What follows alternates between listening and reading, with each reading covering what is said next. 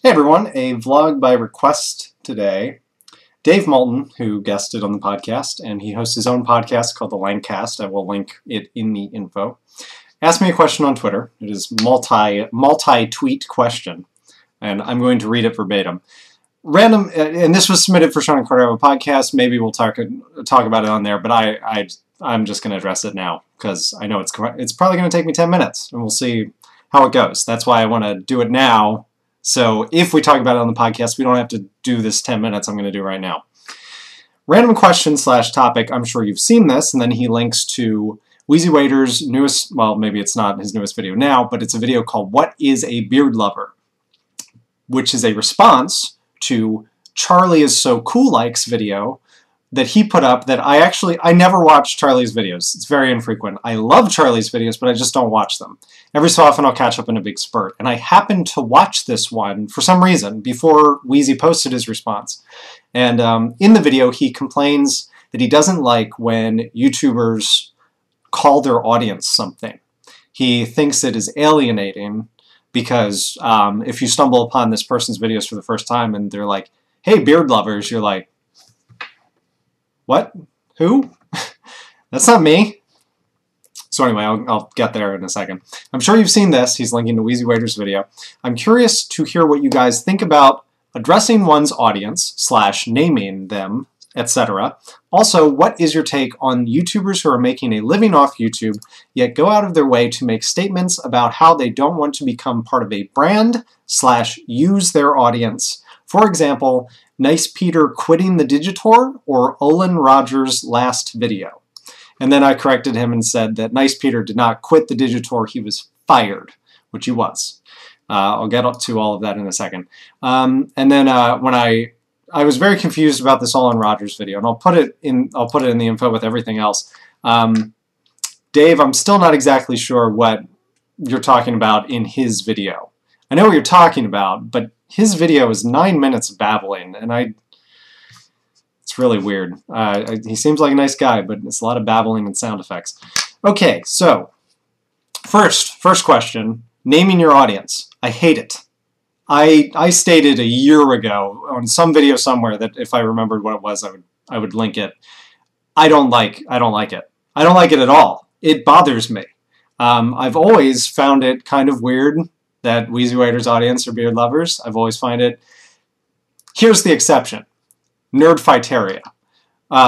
First of all, John and Hank don't talk. They don't normally say like, "Hey, Nerdfighters." They normally say, "Hi, John," or "Hi, Hank," which is also confusing and alienating. The first time I found one of their videos was one of John's videos, and he starts the video by going, "Hello, Hank. It's Wednesday," or whatever, and I was like, "Who's Hank?" Very confused. Beard lovers is the same way. I like Wheezy Waiter. I'm exactly like Charlie. I like Wheezy Waiter, but I don't like beards. And I understand that like he's got connotations of what a beard lover is, but I just think it's weird to name your audience and then always refer to them as that. For a while, I toyed with the idea of naming my audience something innocuous, like something stupid, like, hey, bananas. And I decided that was almost worse, because now I don't even have a name that has something to do with me, and now I'm forcing this name that has nothing to do with anything on everyone. So I decided no. I address my audience as you, or you guys, or whatever. Like, I do not refer to you as a collective entity, because I know from talking to you in comments and stuff, you guys don't have the same opinions as each other. So there's no reason I should just clump you together for no arbitrary reason. So I hope that answers your first question. I don't know how Carter feels about that. I'm guessing that he's going to say he doesn't like it either. I shouldn't speak for him. Okay, next part. What is your take on the YouTubers who are making a living off of YouTube, blah, blah, blah. They don't want to become a brand / use their audience. Okay, let's run down exactly what happened with Nice Peter.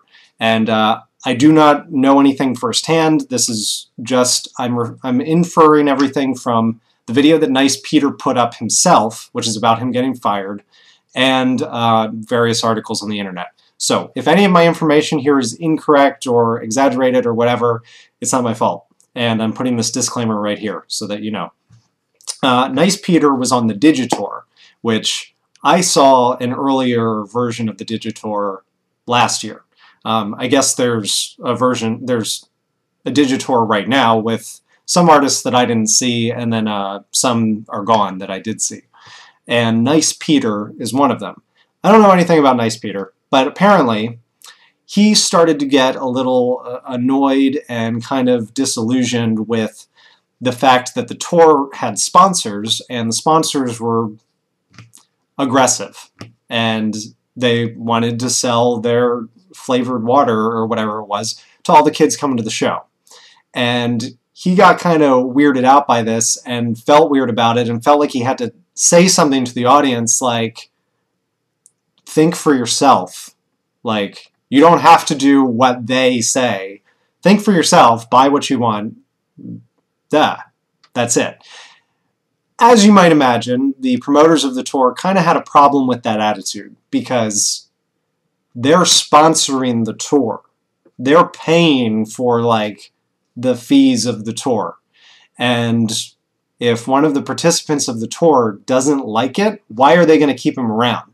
So they didn't, and they fired him. And I think he, in the video, kind of admits this is all his own fault. He decided that he was uncomfortable with it, and he decided to make noise. And so he got fired. Now, first of all, in this specific example, I'm going to say that was really stupid of him to even sign up for the tour. Every tour that is marketed to teenagers has an underwriter. It's underwritten by someone. I've seen a tour that was underwritten by Honda. I've seen tours that were underwritten by Red Bull and like Monster drinks and stuff. Like, that's just normal. If you want to go on a tour that doesn't have advertisers coming along for the ride, book your own tour.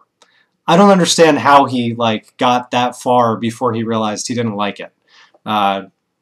It came with the deal. I'm sure he signed a contract. I'm sure he's in trouble because he got fired. Legally, he's in trouble because he broke his contract. So, at least in that specific example, that's my opinion on that, Dave. I feel bad for Peter because I really feel like he should have known better than to get involved with it if that wasn't where he wanted to be.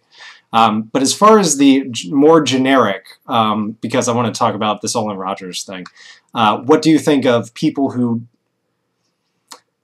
make money but don't want to be a brand? I think it's very hard to do. It's really, really hard to make a living on YouTube, not have a job, and not be your own brand. It just kind of comes with it. And what I said to Dave on Twitter was the shortest possible answer to this question is you cannot make a living off of YouTube. I really, really doubt. I can't even think. Every single big YouTuber that I can think of, I can see all the things that they do, and I would imagine that the YouTube ad share revenue is a significantly smaller portion of their income than everything else that they do. Perfect example is Ray William Johnson. Ray William Johnson is a brand. He is a person, but he is a brand. And he's got t-shirts and merch. He's got music on iTunes that he sells. He's got, I'm sure there's got to be other like Ray Williams stuff going on. But anyway, most of the money that he's probably making that's coming in at all times is, okay, website, store, iTunes. Is there anything on his store that I'm not thinking of? It's just all going to be merchandise. Yeah, it's just all merchandise. Equals 3 this, my favorite your favorite Martian this, Ray William Johnson. Yeah. I would imagine that he's making most of his money like this. When Wheezy Waiter did a New Year's resolution video right around the end of last year, he showed his whiteboard that said, like, these are my goals for the year. And on that whiteboard were lots of video ideas, but also on it were things like make a new t-shirt design every 6 weeks. And why is he doing that? Because it's probably one of his primary sources of income. Why does Wheezy Waiter have his own website, wheezywaiter.com, that plays his videos not embedded on YouTube, but on Blip TV, because it's a better source of income. I don't think it's possible to make a living off of YouTube. It's possible to propel yourself up into like the stratosphere of name recognition on YouTube, but you have to do so much else to support yourself that basically if you don't create a brand, you can't make a living this way. You need to establish an entity and then all of the things that go with you. I have a t-shirt store. I have a website, although I don't have anything like Blip TV. I have a website that has ads on it so that I get paid for views. But like, you have to support it. You have to support everything that you're doing on YouTube with something else, or you won't make it. I would be very surprised if there's any YouTuber out there who is living solely off the ad revenue money. I would be really surprised. If you know of one, please let me know. I hope that answers your question, at least for the most part, Dave. I would be happy to talk about it more if you have questions or comments. And for all the rest of you, thanks for listening for 11 minutes. I thought I could do it in 10. Oh well. Click.